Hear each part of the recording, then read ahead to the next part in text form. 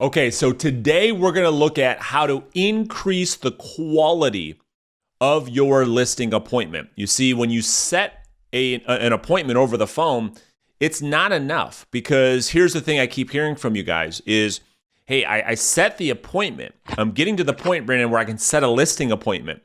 However, when I get to the appointment, it doesn't go always the way that I want it to go. Well, there's something in our reverse selling system that we teach all of our students and all of our coaching clients, which we call the upfront listing contract. Okay, so in sales, especially with reverse selling, you want to get to the point where you're really good at speaking what we call in hypotheticals. And so you've got to put the prospect in a position to essentially share with you what decisions they would make. How would they behave in a future situation, not putting them on the spot now, but in a future situation. So we do that after we set the listing appointment over the phone. So if you guys want to follow along, please do so. I'll put a link to my script book underneath this video.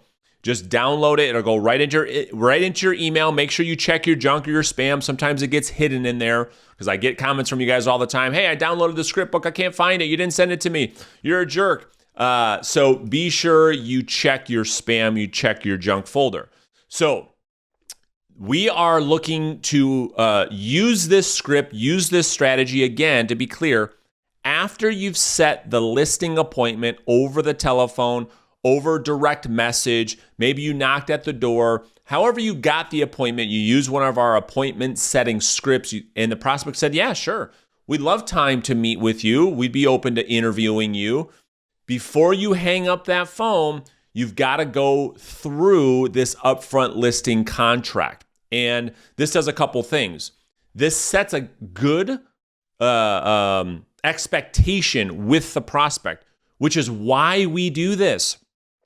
Too many of us are getting excited when we set the appointment just to find out that really it was a preview appointment. And I'm okay with that. If you've been following me for a while, maybe it was a preview appointment, but in today's market, and as you increase your skills and you're looking for higher quality listing appointments, you're going to want to go through this process over the phone. Okay, so follow along. So you set the listing appointment. Before you hang up that phone, there's going to be 10 questions that you go through with the seller. Might take an additional 2 to 3 minutes. That allows you to set an expectation. I'm going to walk you through the script, and I'm going to walk you through the why. Okay? Question number 1 is, so Mr. and Mrs. Seller, before I let you go, I've got a couple of questions to make sure that I'm prepared for our time together on Thursday, and so that you get the most value from our time. Is that fair?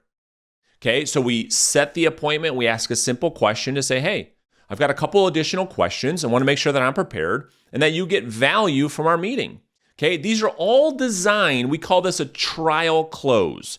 These are all designed to pull out any resistance, to pull out any objections that seller may have. Now, for an inexperienced salesperson, that's probably going to make you pretty nervous. You're going to say, Brandon, why in the world would I want to pull out objections? Well, here's the truth. The reason why you have a tough time getting listings or getting people to sign contracts, or you can't set good quality appointments, is because you're hiding around objections. You're trying to be nice so you don't actually get any objections, but then you actually keep losing listings because your approach is not strong enough. We've got to confront the seller on certain situations or certain conversations that need to be had if they're going to hire you as their agent.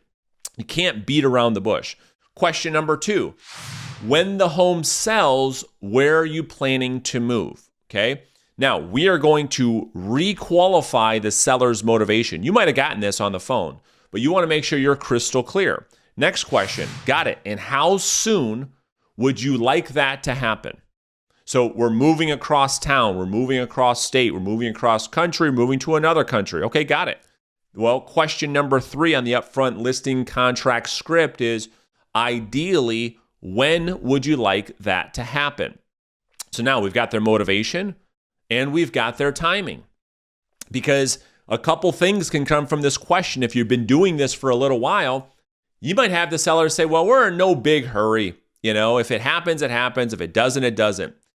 Major red flag. That is why we're asking these questions. Remember the purpose. The purpose of this process is to do what? Is to increase the quality of the listing appointment. So through asking these questions, you may find, shoot, I don't have a listing appointment here. Shoot, I probably shouldn't go on this appointment, or shoot, I got to accept the fact that this is a preview appointment and be okay with that. Question number 4, will you need time after we close on the sale, or can you move out immediately? So obviously we're talking to the seller about occupancy, okay? This is going to play a big role in the how. This is going to play a big role when we start to meet with the seller and we start talking about the process. Because the more we can sell into the future, the more we can speak in hypotheticals, the better, higher quality of conversation you will have. When you start talking to a seller about them moving, okay, and getting their mind off of like, okay, are you the right agent or not? We can talk about some other things that are going to happen in the process to get their mind thinking about us working together. That's the point, okay? Question number 5. Is it an option to stay in the home, maybe rent it out, or have you decided that you absolutely want to sell the property? Okay, again, a question that's designed to look for motivation.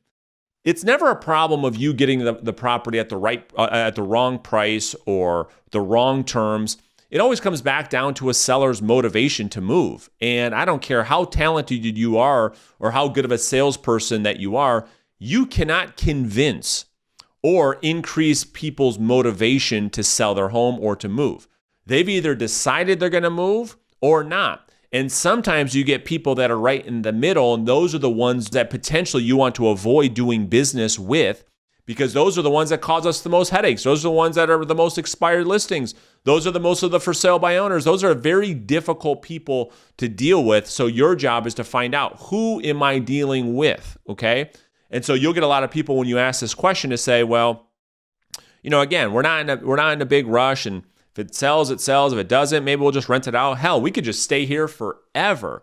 You're looking for the seller to say, well, yeah, we absolutely need to sell this house. I mean, we love it here. We'd like to stay here. But at this point, based on the circumstances, we absolutely have to move. Okay, great. That's a great seller lead that you're looking to work with, okay? Next question on the script, question number 6. Mr. Seller, Mrs. Seller, what improvements have you made to the home since living there that may impact the selling price? Okay, we're not talking about the home's value necessarily, because those sometimes are two different things. And what have you done since you have lived there? Why do we ask it that way? Well, if you have been in this business for a while, chances are you can do a CMA with the property based on some old photos, based on some old data. Well, what happens if you don't ask that question?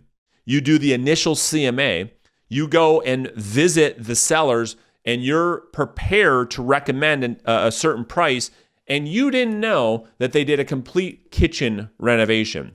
You didn't know that unfinished basement that you saw, that when you did your CMA you didn't account for, is actually finished now. Well, this question is designed to help you better execute on your pricing analysis so you could be what? More prepared for the appointment, okay? Question number 7, Mr. and Mrs. Seller, I'm going to send you an email with the detailed pricing analysis that will allow you to look at the comparable homes and my listing plan of action. Can you do me a favor and review that prior to our meeting, okay? So this allows you to send your pre-listing package, a copy of your resume, and the comparables in a link that the consumer, that the prospect can click on and look at.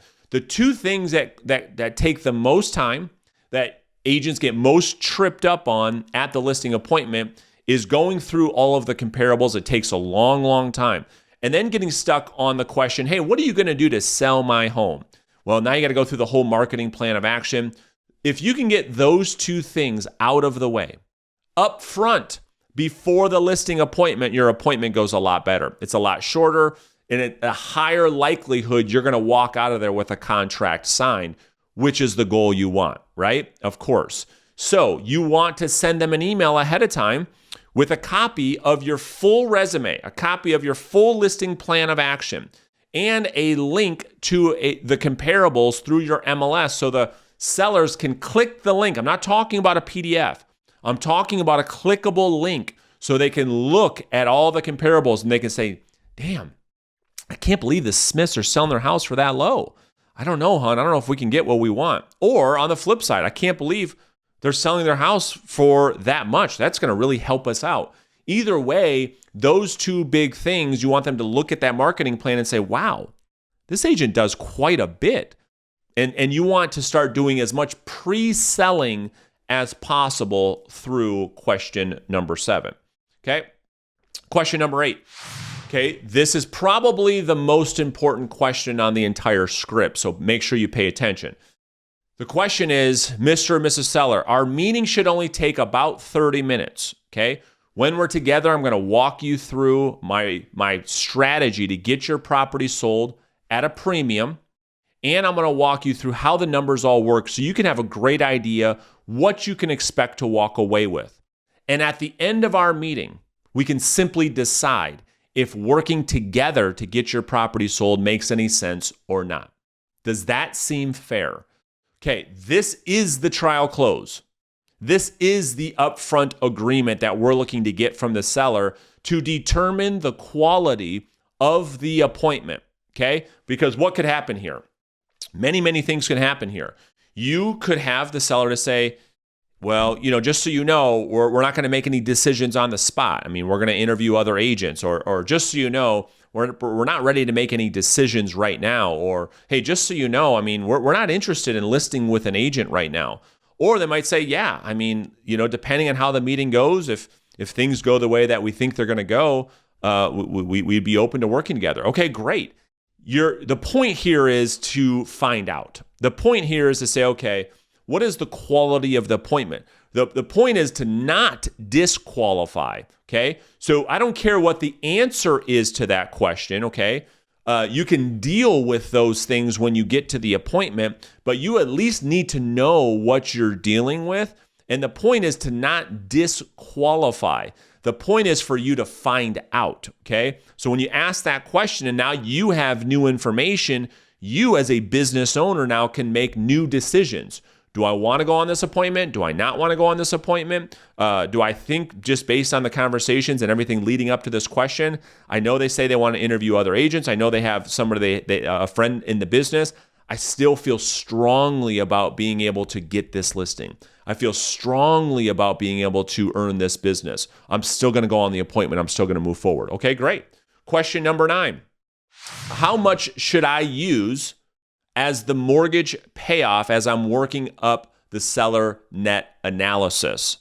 Mr. and Mrs. Seller, how much should I use for the mortgage payoff so that I can review the seller net analysis? Okay, so by this time, if it's not a listing appointment, are they going to give you this information? Probably not. Why do you need to know that?